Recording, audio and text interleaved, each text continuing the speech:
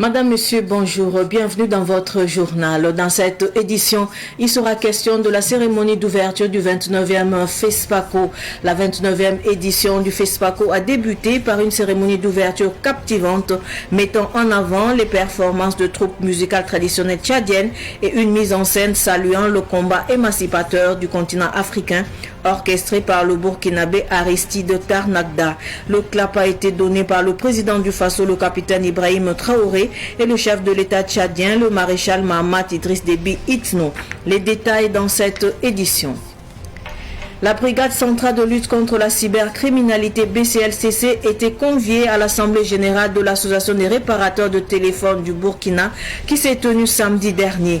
Lors de cette rencontre, la BCLCC a sensibilisé les membres de l'association sur l'importance de la protection des données personnelles des clients lors des réparations. On en parle dans ce journal. Le film Black Tea du réalisateur mauritanien Abderrahmane Sissako a marqué samedi dernier le coup d'envoi des projections du 29e FESPACO. Cette première projection du festival s'est déroulée dans la salle Canal Olympia Yenenga à Ouaga 2000. Sidiki Kabreyete. Je dis non. Dans ce film du réalisateur de référence Abderrahmane Sissako, le personnage principal Aya, une jeune Ivoirienne d'une trentaine d'années, refuse de se marier le jour de son mariage, provoquant une vive stupéfaction. Elle décide alors d'immigrer en Chine, où elle découvre l'amour. Toutefois, cette nouvelle idylle se heurte aux préjugés. L'œuvre met en lumière le socle des cultures et souligne l'importance de l'acceptation de l'autre. C'est assez rare pour qu'on le souligne, c'est-à-dire que le film n'aborde absolument pas aucun autre continent, c'est-à-dire on n'est que sur le continent africain et sur le continent asiatique, ce qui veut dire qu'il y a une autre vie aussi qui se passe, qui n'est pas la vie européenne, qui n'est pas la vie américaine. Ça parle d'histoire d'amour. Le chef du gouvernement a salué la richesse du thème abordé dans le film et a encouragé le public à fréquenter massivement les salles de cinéma pendant ce FESPACO pour encourager le mérite des acteurs du 7e art. Ce film que nous avons suivi ce soir nous plonge dans beaucoup de thématiques où se rencontrent des cultures différentes, mais aussi c'est un film qui nous amène à nous interroger également sur bien des aspects de la vie, des rencontres de cultures différentes. Et je pense que c'est un film très profond. Et le message que nous avons, c'est inviter véritablement tous les citoyens à prendre d'assaut les salles de projection parce que le niveau est très élevé. Les cinéphiles et les professionnels du cinéma ont jugé que ce film constituait une excellente entrée en matière pour la projection de 29e édition. J'ai beaucoup aimé le film, c'était assez passionnant, très intéressant. Et bien, j'ai bien aimé l'histoire d'amour entre les deux. Ils prennent du temps en fait, pas un peu comme les histoires d'amour des jeunes où tout est assez rapide. Si je dois le noter, un 9 sur 10, j'ai beaucoup aimé. Le film, ce n'est pas un film d'action du tout, c'est un film donc de sentiments, un film de psychologie, mais qui vaut son pesant d'or parce qu'il montre comment est-ce que les êtres humains s'apprécient eux-mêmes.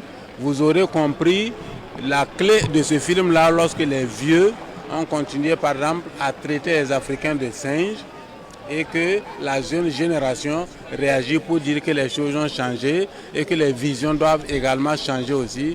Bien que ce film ne soit pas en compétition dans cette 29e édition du FESPACO, le comité d'organisation a porté son choix sur l'œuvre en hommage à l'ancien étalon de Yenenga du FESPACO 2003. Lors de cette projection inaugurale, le délégué général du FESPACO, Moussa Alex Sawadogo, a présenté les membres du jury composé d'une cinquantaine de membres qui auront la lourde responsabilité d'évaluer plus de 130 films en compétition. Comme je le disais tantôt, depuis samedi 22 février, Ouagadougou vibre au rythme du cinéma africain. Les activités de la 29e édition du FESPACO ont été officiellement lancées par les présidents Ibrahim Traoré et Mahamat Idriss Déby Itno. Le point de la cérémonie d'ouverture avec notre équipe du FESPACO, Madina Touedraogo, Sidiki Kabré et Fatih Sankara. La messe est ainsi dite à travers ce clap d'ouverture du 29e FESPACO. Le ton est donné par les présidents Ibrahim Traoré et Mahamat Idriss Déby Itno. C'est parti pour une semaine de fête du cinéma africain, de projections, de rencontres, de réseautage et de récompenses. Entre allocutions et spectacles artistiques, la cérémonie d'ouverture du FESPACO a été rehaussée avec la participation de vedettes burkinabè comme Zouk Nazaranda, Gaston Kaboré, Iron Bibi et l'humoriste Karim Lajoie. Dans son intervention, le ministre péardouindé Gilbert Ouedraogo est revenu sur la nécessité de produire des films qui reflètent l'identité, les cultures et les valeurs africaines. Au-delà de la fiction, le cinéma africain devra davantage participer à déconstruire un monde complexe pour éloigner en chacun l'atout de toutes les possibilités. Plus que jamais, notre cinéma devra être un document qui et qui nous éclaire plus que la toile qui nous voile la face pour modifier et trouver notre regard humain. Dans un moment en pleine mutation, le cinéma africain devra susciter sa présence, la réflexion sur les nécessaires bouleversements légitimes et les transformations sociétales positives des peuples africains. Je vous invite donc à profiter pleinement de cette édition du FESPACO, à échanger, à partager, à rêver ensemble à travers le cinéma qui porte nos espoirs et nos combats, à travers un cinéma qui projette nos visions et nos conditions de nous, celles d'être africains et fiers d'être. Le Tchad, quant à lui, a respecté et valorisé son titre de pays invité d'honneur à travers un contingent de 300 délégués, avec à sa tête le président Mahamat Idriss Déby Itno. Le pays du maréchal Mahamat Déby est fortement représenté pour faire briller sa culture et montrer son savoir-faire culturel et cinématographique. Le ministre en charge de la culture du Tchad, Abakar Rosi Teguil, souhaite que ce FESPACO soit mémorable. Le FESPACO, du cinéma africain, nous fait l'honneur cette année. Ensemble, faisons en sorte que cette édition du FESPACO soit un moment inoubliable. Un festival où la créativité africaine s'exprime dans toute sa splendeur, où le cinéma africain affirme son identité et où la culture africaine brille des mille feux. Vive nos deux chefs d'État, vive la fraternité entre les peuples, pour que vive le FESPACO. À la cérémonie d'ouverture, un vibrant hommage a été rendu au double étalon d'or de Yenenga, le réalisateur émérite Souleymane Cissé, décédé 3 jours avant l'ouverture du FESPACO. Il avait été choisi pour être le président du jury long métrage fiction. Le 29e Festival panafricain du cinéma et de la télévision de Ouagadougou se tient sous le thème « Cinéma d'Afrique et identité culturelle ». L'édition 29 du FESPACO a débuté en grande pompe avec une cérémonie d'ouverture faite d'hommages émouvants et exceptionnels. C'était l'expression de la diversité culturelle du Burkina Faso et du Tchad. Nous restons avec notre équipe du FESPACO, Madina Touedraogo, Sidiki Kabré et Fatih Sankara.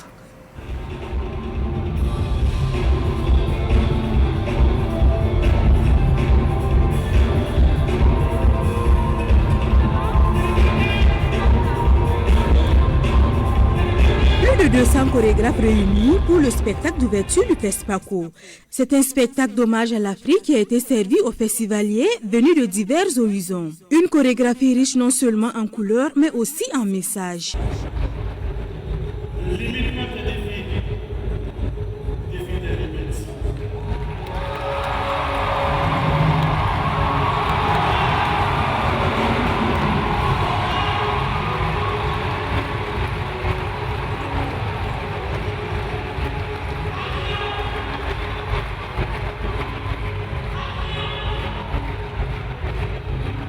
La culture tchadienne n'était pas en reste. Elle s'est exprimée par une danse du terroir.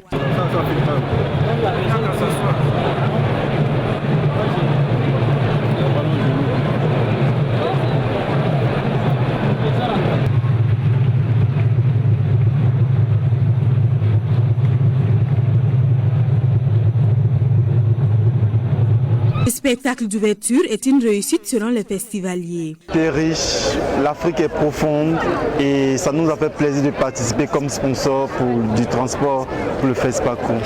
Je vais beaucoup profiter. C'est la première fois que j'assiste au FESPACO.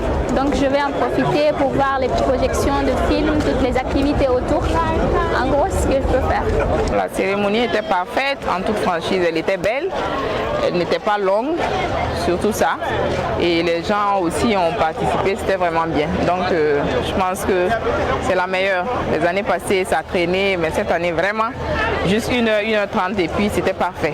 Avec une grande fierté que nous avons suivi la cérémonie d'ouverture de la 29e édition du FESPACO, qui s'est très bien déroulée. Dans l'ensemble, la cérémonie d'ouverture a été très belle. De par les interviews, de par la cérémonie elle-même, les prestations qu'on a pu assister, on a vraiment eu une cérémonie de haute facture. Bien sûr, c'est prometteur. Et avant de voir cette cérémonie, on était confiant que c'est promettant. C'est pour cela qu'on a accepté de participer et d'être partenaire de ce festival. Cette chorégraphie est l'œuvre du metteur en scène Aristide Tarnagda. FESPACO toujours, comme il est de coutume à chaque édition du FESPACO, un hommage a été rendu aux pionniers, aux icônes et aux disparus du cinéma africain et de la diaspora. La traditionnelle cérémonie de libation s'est tenue hier matin au rond-point des cinéastes à Ouagadougou. Elle a été suivie du dévoilement de la statue du réalisateur ivoirien Roger Nyowambala, étalon d'or de Yeninga 1993. Le compte rendu de Fatih Sankara. Le rendez-vous du cinéma africain, c'est aussi l'hommage rendu aux illustres disparus du 7e art. Mais dans la main, le ministre en charge de la culture et les professionnels du cinéma ont fait 2 fois le tour du rond-point des cinéastes. Devoir de mémoire oblige, la FEPACI a une fois de plus sacrifié à ce cérémonial de libation. La marche fraternelle d'hommage aux dévanciers est suivie du dévoilement de la statue du réalisateur ivoirien Roger Nyowambala, sacré étalon d'or de Yeninga en 1993. La délégation ivoirienne est reconnaissante à la FEPACI et aux autorités burkinabées. Je voudrais donc surtout remercier le gouvernement du Faso qui nous donne aujourd'hui l'honneur d'assister à ce dévoilement de la statue de Nyowambala, un homme célèbre du cinéma ivoirien mais surtout du cinéma africain. Son œuvre reste inédite et mémorable dans la vie de tous les Africains, pour ceux qui l'ont connu et pour ceux qui vont le découvrir dans le futur. Aujourd'hui, en venant ici avec son fils et avec toute la famille ivoirienne, nous venons témoigner de ce que ce monsieur a fait dans la vie de la culture africaine, reconnue par tout le monde. Et nous voudrons célébrer cette activité menée par ce monsieur de grandeur, dire merci à monsieur le ministre de la Culture qui nous a donné cet honneur de pouvoir ériger cette statue. Comme pour feu Roger Nyowambala, qui a été d'un apport inestimable dans le rayonnement du cinéma africain, il est important de valoriser et d'honorer la mémoire des cinéastes disparus. C'est vraiment une personnalité très célèbre qui a apporté beaucoup au cinéma africain.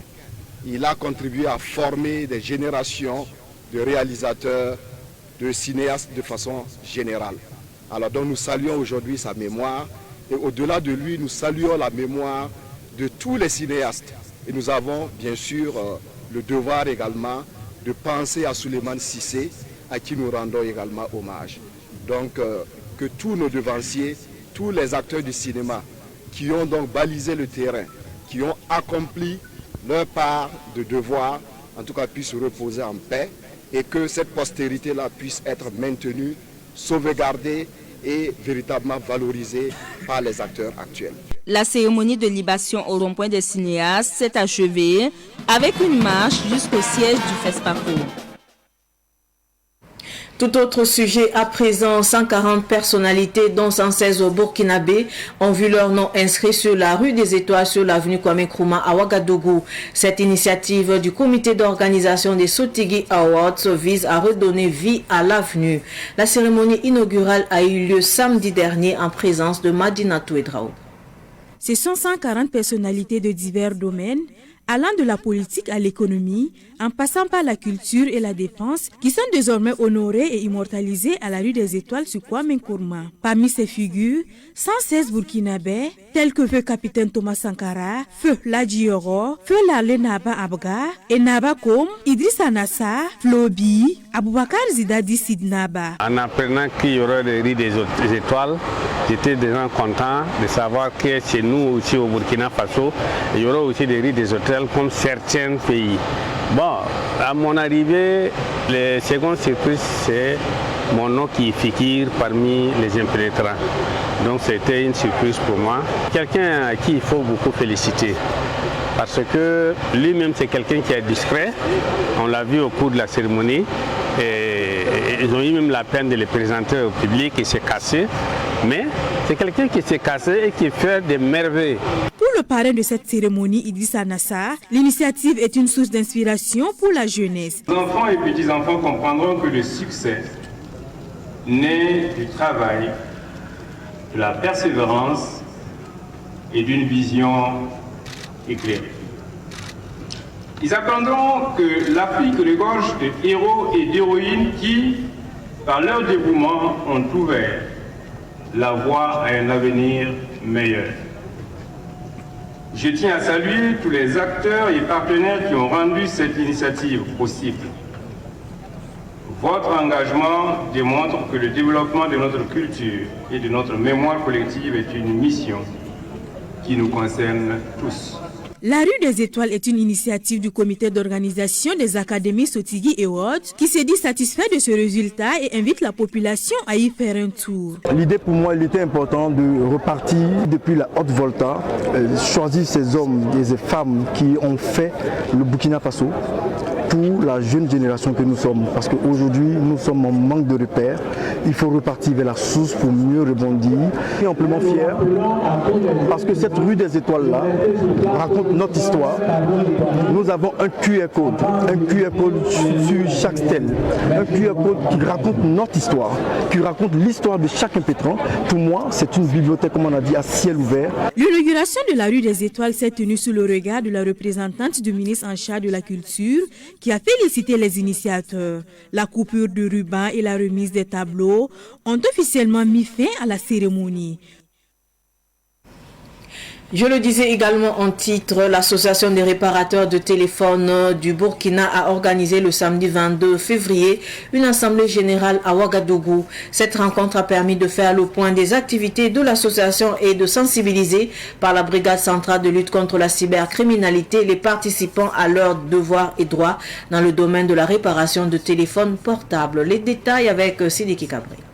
C'était une première pour les réparateurs de téléphones qui se sont réunis en assemblée générale afin d'échanger sur les bonnes pratiques de leur métier et de mieux défendre leurs intérêts. Cette assemblée générale est d'abord pour la sensibilisation, présenter les objectifs de l'association et ensuite sensibiliser, commencer un travail de sensibilisation pour montrer aux techniciens qu'il faut changer de manière de fonctionner. Les défis sont énormes, mais 80% des défis que nous rencontrons sont dus à l'ignorance des techniciens. Et comme je le dis, beaucoup sont analphabètes. Et ne pas avoir cette connaissance-là peut être souvent preuve de désagrément pour certains techniciens. Des membres de la brigade de lutte contre la cybercriminalité ont également pris part à l'événement. Ils ont apporté des éclairages sur la protection des données personnelles, un sujet essentiel dans un contexte marqué par la recrudescence des risques numériques. Telle personne est venue dans mon atelier avec tel appareil, la marque de l'appareil, tel jour, et voilà ce que la personne a demandé en matière de réparation. Ça permet, quand on vous invite à passer dans un commissariat de sécurité publique ou dans une brigade de gendarmerie, vous partez avec votre registre, vous connaissez qui est venu chez vous, qui a réparé son téléphone portable, quel jour et quelles sont les actions que vous aviez posées sur le téléphone portable. C'est très important. Deuxième aspect, il y a la confidentialité des clients. Quand les gens vous confient leur téléphone portable pour les réparer, il y a ce qu'on appelle les données à caractère personnel. Les données à caractère personnel, c'est toutes les informations permettant d'identifier quelqu'un de façon directe ou de façon indirecte. Lorsqu'on vous soumet un appareil pour réparation et que après vous intégrez, peut-être vous rentrez dans la galerie de la personne, vous commencez à fouiller dans son téléphone portable, regardez les photos qui ont été prises par l'appareil, regardez les vidéos qui ont été enregistrées, ça pose véritablement problème. C'est la vie privée d'autrui. Et vous n'avez pas ce droit-là.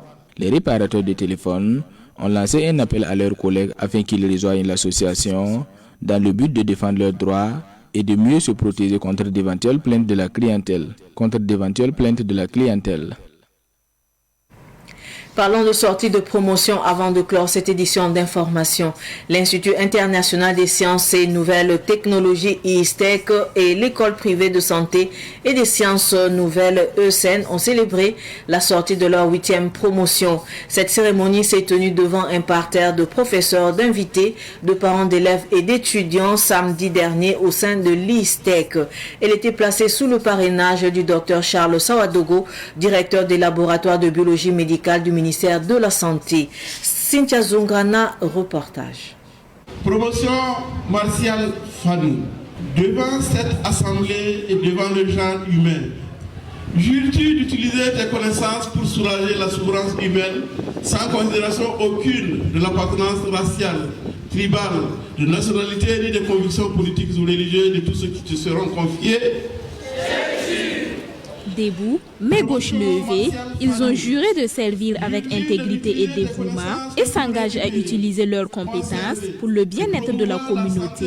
Auxiliaires en pharmacie, agents de santé communautaire, technologistes biomédicaux, sages-femmes et maïoticiens d'État, infirmiers, c'est environ 150 nouveaux diplômés de ces différentes filières qui ont reçu leur parchemin de fin de formation. Le secrétaire général de l'ISTEC a félicité les diplômés pour leur parcours, soulignant l'importance de leur rôle dans l'amélioration de la santé des populations. Je tiens à féliciter chacun d'entre vous.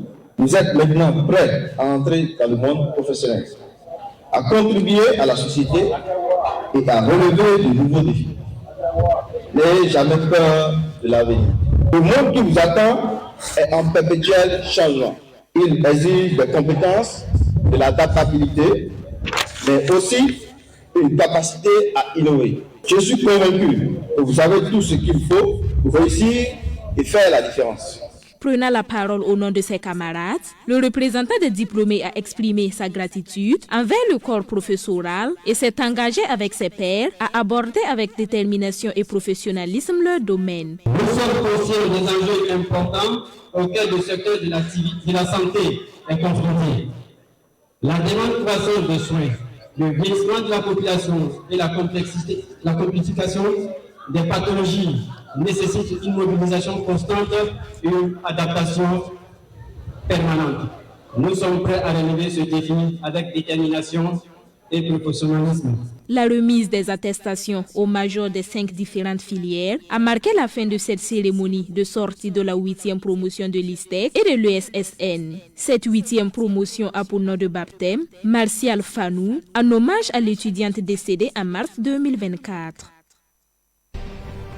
Ainsi s'achève cette édition d'information. Merci de nous rester fidèles. Au revoir.